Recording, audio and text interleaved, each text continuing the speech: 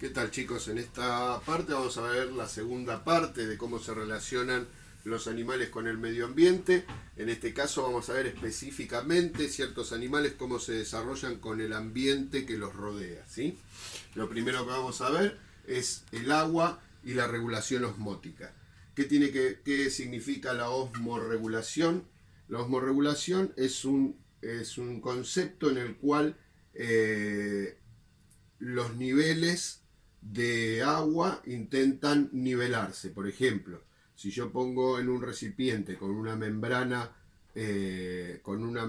permeable, un recipiente al medio, yo pongo un recipiente con una membrana permeable, lo lleno de agua y le echo sal en un solo de los lados, con el tiempo esta sal va a empezar a pasar, o el agua también va a empezar a pasar, hasta que ambos niveles queden iguales, con la misma cantidad de concentración de sal.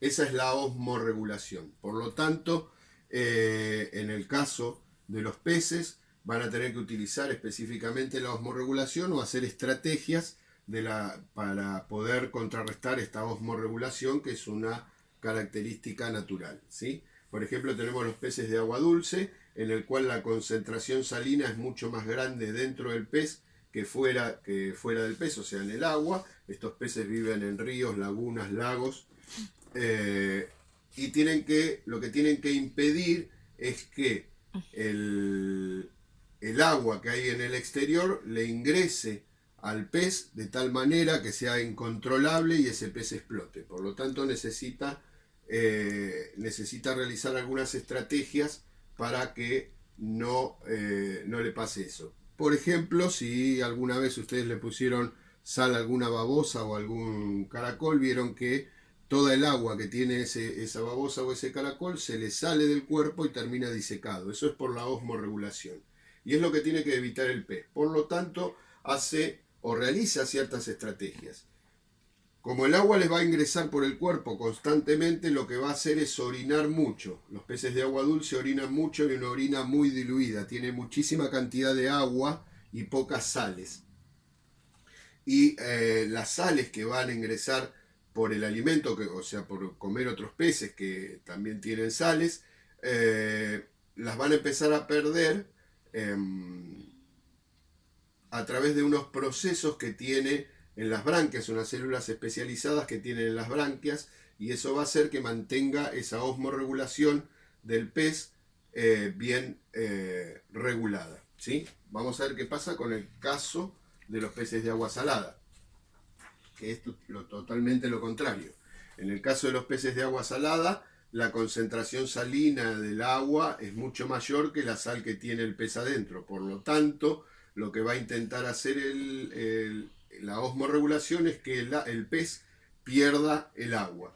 Para eso bebe agua constantemente, ¿sí? Como el pez pierde agua, constantemente las 24 horas está tomando agua, ¿sí? Y elimina las sales que ingresa a través del agua que toma, ¿sí? Como toma agua e ingresa mucha cantidad de sal, la elimina a través de la orina y a través de células especializadas que tiene en las branquias. Por eso yo no puedo poner un pez de agua salada en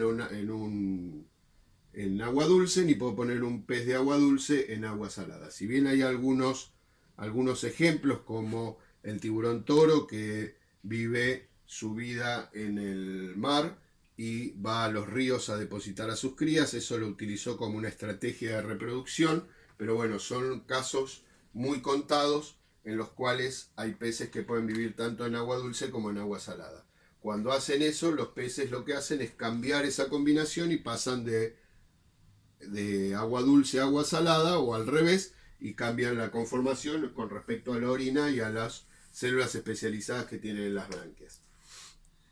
Después vamos a ver cómo intercambian el calor los animales que no están en el agua, ¿sí? O también los animales de agua, porque tenemos peces de agua fría y peces de agua caliente. Esto va para todos los animales.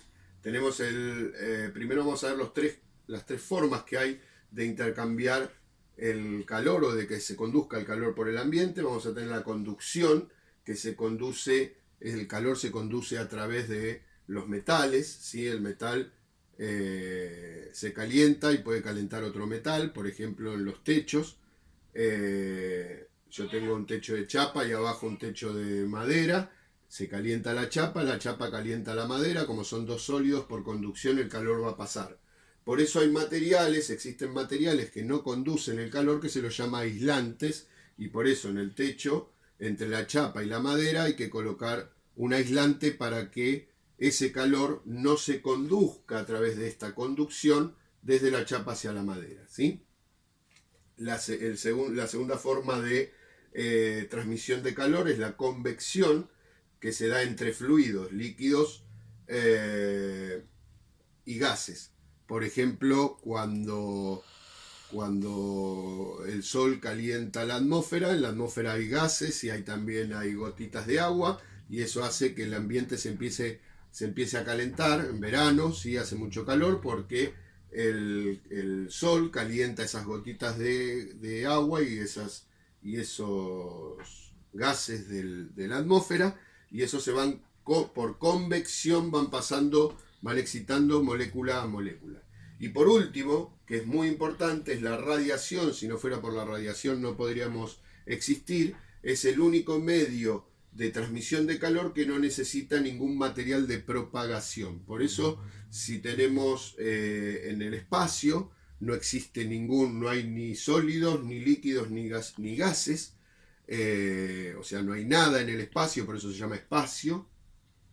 Y si no existiera eso, nosotros no podríamos sentir el calor del sol, ¿sí? El calor del sol a nosotros nos llega por radiación solar, ¿sí? Porque tiene que atravesar el espacio, que no hay nada, y una vez que entra en la atmósfera, sí va a ir, ese calor se va a transmitir a través de la convección. Y cuando llega a nuestras casas, por ejemplo, el calor del sol se transmite por conducción, ¿sí? Esto nos da como característica de los animales que no viven en el agua. Vamos a tener dos tipos de animales. Aquellos animales que son ectotermos, como por ejemplo las serpientes, o sea, los cocodrilos, los reptiles específicamente, que su fuente principal de calor es la temperatura ambiente. Y eso le va a obligar a realizar un comportamiento en el cual van a necesitar tiempo de exposición a la temperatura, porque necesitan de ese calor ambiental para poder ellos calentarse, ¿sí? Esto también los limita a que estos animales se encuentren en lugares que no haga extremadamente frío, ¿sí? Nunca voy a encontrar un animal ectotermo ni en el polo norte ni en el polo sur, ¿sí? Y luego tenemos los animales endotérmicos, que la fuente de calor proviene de su propio cuerpo, como es el caso nuestro, los mamíferos, donde ese calor sí proviene del interior corporal a través de metabolismos, como vimos el año anterior, a través de la mitocondria que generaba ese calor a través de la combustión del alimento, genera ese calor interno que le va a permitir entonces poder sí vivir en todo el planeta, ya que puede generar su propia temperatura y mantener esa temperatura, ¿sí? Entonces la diferencia entre los ectotermos es que no pueden regular su temperatura, son los mal llamados animales de sangre fría. No existen animales de sangre fría, pero generalmente se los llama animales de sangre fría. Está mal el concepto. Y lo mismo a los endotermos, que se los llama animales de sangre caliente, que también está mal el concepto. No es que la sangre sea fría o sea caliente, sino que los ectotermos no pueden generar o regular su temperatura y necesitan de la temperatura ambiente, y los endotermos sí pueden regular su temperatura y por lo tanto pueden vivir en ambientes